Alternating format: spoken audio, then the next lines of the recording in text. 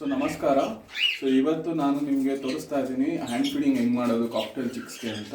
So ಈ chicks already ready ಇದೆ ನನಗೆ ಹ್ಯಾಂಡ್ ಫೀಡಿಂಗ್ಗೆ. ಆಲ್ಮೋಸ್ಟ್ 20-25 ಡೇಸ್ ಆಗಿಬಿಟ್ಟಿದೆ, 1 ವೀಕ್ ಜಾಸ್ತಿ ಆಯಿತು ಆ್ಯಕ್ಚುಲಿ. ಸೊ ನೀವೇನಾದರೂ ಚಿಕ್ಸ್ನ ಹ್ಯಾಂಡ್ ಫೀಡಿಂಗ್ ತೊಗೋಬೇಕು ಅಂತಿದ್ರೆ 20 ಡೇಸ್ ಒಳಗೆ ತೊಗೊಂಡ್ರೆ ನಿಮಗೆ ಒಳ್ಳೆ ರಿಸಲ್ಟ್ ಬರುತ್ತೆ. ಸೊ ಇವಾಗ ಇಲ್ಲಿ ನನಗೆ ವೈಟ್ ಫೇಸ್ ಚಿಕ್ಸ್ ಇದೆ. ಸೊ ಇದನ್ನ ಟೇಮ್ಡ್ ಮಾಡಿಸ್ಕೊಳಕ್ಕೋಸ್ಕರ ನಾನು ಇದನ್ನು ಹ್ಯಾಂಡ್ ಫೀಡಿಂಗ್ ತೊಗೋತಾ ಇದ್ದೀನಿ. ಸೊ ಮತ್ತೆ ಇಲ್ಲಿ ನಾನು ಆಲ್ರೆಡಿ ಬಾಕ್ಸ್ ರೆಡಿ ಮಾಡಿ ಇಟ್ಕೊಂಡಿದ್ದೀನಿ. ಸೊ ಸ್ವಲ್ಪ ವುಡ್ ಡಸ್ಟ್ ಹಾಕ್ಬಿಟ್ಟು ಸೊ ನಾನು ಚಿಕ್ಕನ ಒಂದು ಚಿಕ್ಕ ಅದರಲ್ಲಿ ಬಿಡ್ತಾ ಇದ್ದೀನಿ. ಸೊ ಮತ್ತೆ ನನ್ನ ಹತ್ರ ಇನ್ನೂ ಒಂದಿದೆ, ಇದು ಆಲ್ಬಿನೋ ಪೋಲು. ಸೊ ಇದನ್ನೆಲ್ಲ ತೊಗೊಂಡು ಬಿಡ್ತಾ ಇದ್ದೀನಿ.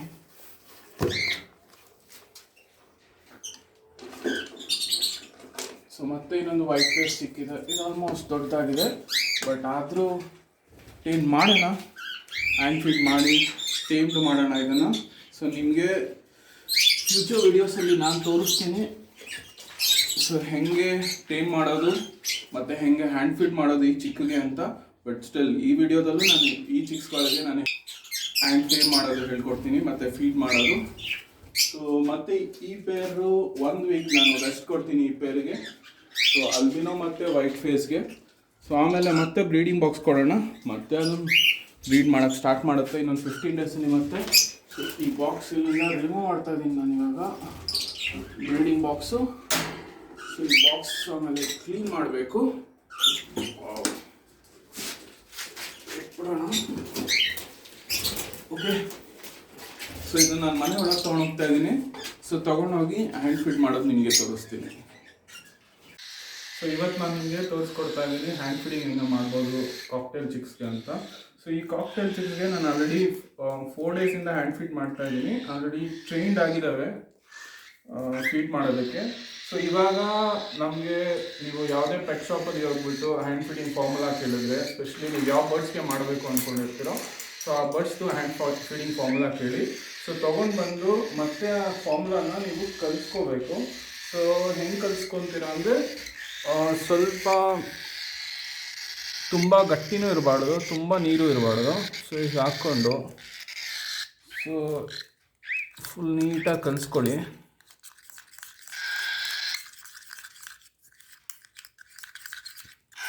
ಸೊ ಇದು ಸ್ವಲ್ಪ ಗಟ್ಟಿ ಆಯಿತು. ಸೊ ಇನ್ನು ಸ್ವಲ್ಪ ನೀರು ಹಾಕೋಣ. ಸೊ ಇದು ಬಿಸಿ ನೀರು ಇರಬೇಕು, ತುಂಬ ಬಿಸಿ ಇರಬಾರ್ದು ನೀರು, ಅಥವಾ ತುಂಬ ತಣ್ಣಗೂ ಇರಬಾರ್ದು. ಸೊ ಮೀಡಿಯಮ್ ಆಗಿರಬೇಕು. ಕಲಿಸ್ಕೊಂಡ್ರಲ್ಲ ನೋಡಿ. ಸೊ ಸ್ವಲ್ಪ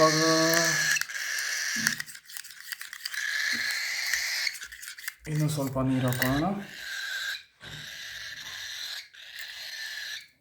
ಓಕೆ,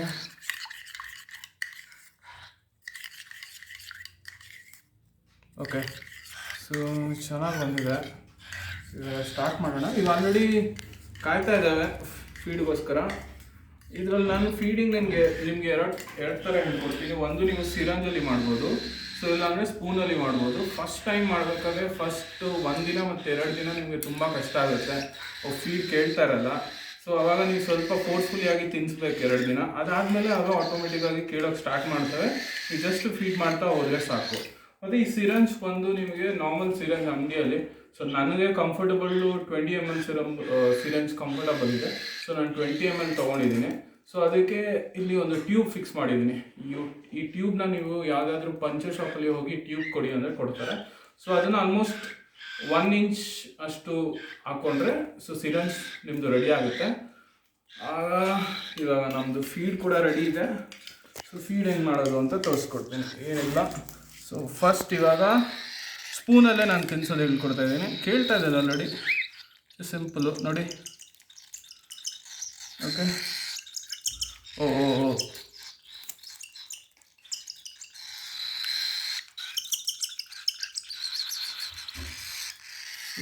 ಮತ್ತೆ ಇವು ಓಕೆ.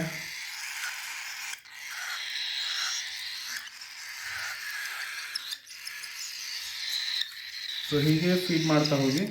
ಆದರೆ ಫಸ್ಟ್ 2 ಡೇಸ್ ನಾನು ಹೇಳ್ದಂಗೆ ನಿಮಗೆ ಕಷ್ಟ ಇರುತ್ತೆ. ಸೊ ಆಮೇಲೆ ಇದು ಆರಾಮಾಗಿ ಅವೇ ಆಟೋಮೆಟಿಕ್ ಫೀಡ್ ಕೇಳ್ತಾ ಇರ್ತವೆ. ಸೊ ದಿನದಲ್ಲಿ ನೀವು 3 ಟೈಮ್ಸ್ ಫೀಡ್ ಮಾಡಬೇಕು, ಇಲ್ಲ 3 to 4 ಟೈಮ್ಸ್ ಮಾಡ್ಬೋದು. ಚಿಕ್ಸ್ ತುಂಬ ಚಿಕ್ಕದಿದ್ದರೆ ಸೊ ನೀವು 4 ಟೈಮ್ಸ್ ಮಾಡಬೇಕಾಗತ್ತೆ. ಸೊ ಇಲ್ಲ ಅಂದರೆ ಜಸ್ಟ್ ನಿಮಗೆ 3 ಟೈಮ್ಸ್ ಮಾಡ್ತಾ ಇದ್ದರೆ ಸಾಕು.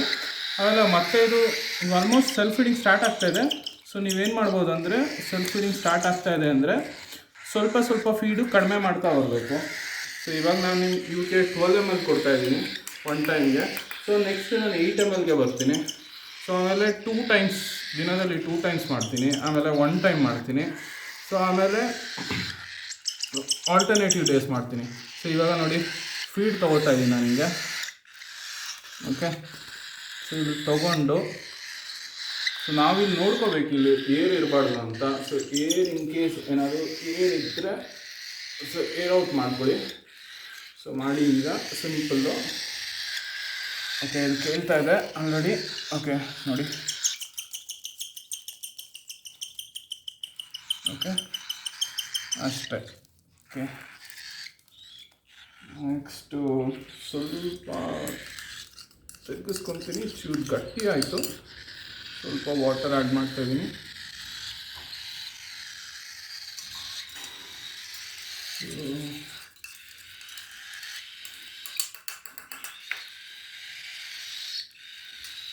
ಮತ್ತೆ ತೊಗೋತಾ ಇದ್ದೀನಿ ಇಲ್ಲಿ.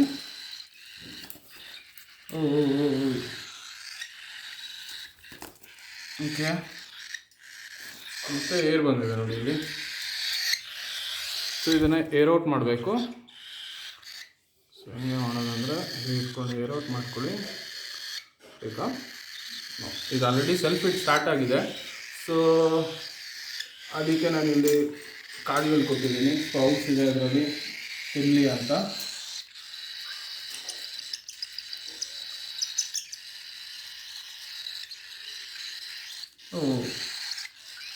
ಓಕೆ,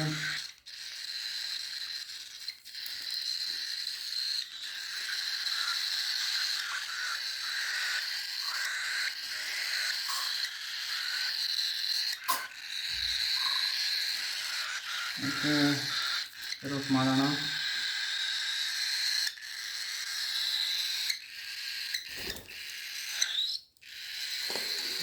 ಲಾಸ್ಟ್ ಚಿಕ್ಕು.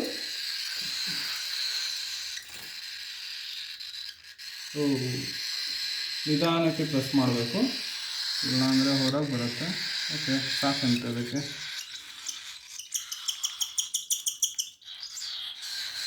ಲೈಕ್ ತುಂಬ ಕೇಳುತ್ತೆ ಫೀಡ್ ಅಂತ ಜಾಸ್ತಿ ಕೊಡಬಾರ್ದು, ಡೈಜೆಷನ್ ಪ್ರಾಬ್ಲಮ್ ಆಗುತ್ತೆ. ಸೊ ಸ್ವಲ್ಪ ಕಂಟ್ರೋಲಲ್ಲಿ ಫೀಡ್ ಮಾಡಬೇಕು.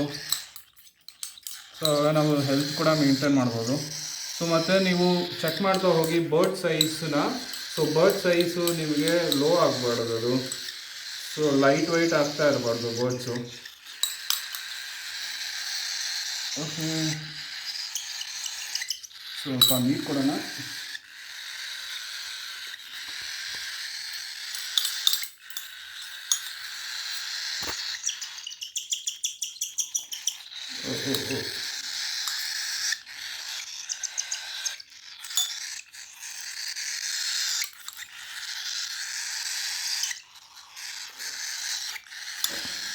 ಓಕೆ,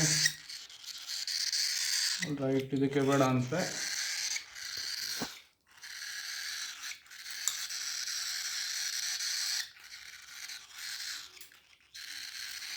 ಸೊ ಮತ್ತು ನಾನು ನಿಮಗೆ ಈ ಸ್ಪೂನ್ ಮಾಡ್ಕೊಡೋದು ಹೇಳ್ಕೊಡ್ಲಿಲ್ಲ. ನಾರ್ಮಲ್ ಸ್ಪೂನ್ ತೊಗೊಂಡು ಒಂದು ಕಟಿಂಗ್ ಪ್ಲೇಯರಲ್ಲಿ ಈ ಥರ ಬೆಂಡ್ ಮಾಡ್ಕೊಳ್ಳಿ 2 ಕಡೆ.